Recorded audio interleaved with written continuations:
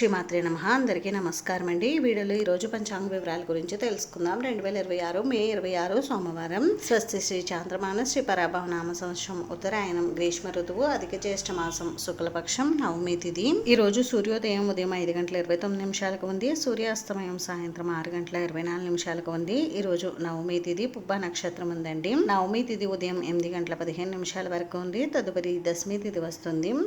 పుబ్బ నక్షత్రం ఉదయం 6:44 వరకు ఉంది. తదుపరి ఉత్తర నక్షత్రం వస్తుంది.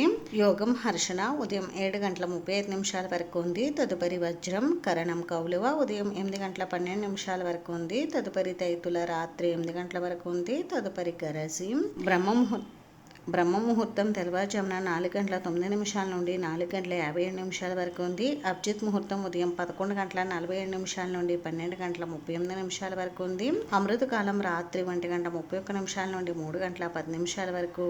శుభ సమయం ఉదయం 6 గంటల నుండి 7 గంటల వరకు అయితే ఉంది. వర్జు మధ్యాహ్నం 2:01 నుండి 3:39 వరకు ఉంది. దుర్ముహూర్తం మధ్యాహ్నం 12:33 నుండి 1:14 వరకు ఉంది. తిరిగి తదుపరి దుర్ముహూర్తం మధ్యాహ్నం 2:55 నుండి 3:46 వరకు ఉంది. రాహుకాలం ఉదయం 7:30 నుండి 9 గంటల వరకు. యమగండం ఉదయం 10:30 నుండి 12 గంటల వరకు. గుళిక కాలం మధ్యాహ్నం 1:49 నుండి 3:26 వరకు ఉంటుంది. ఈ రోజు రాత్రి 8:24 నుండి రోహిణీ కార్తె ప్రారంభం అవుతుంది. ఈ రోజు మంచి రోజా కాదా అని అంటే ఈ రోజు మంచి రోజే.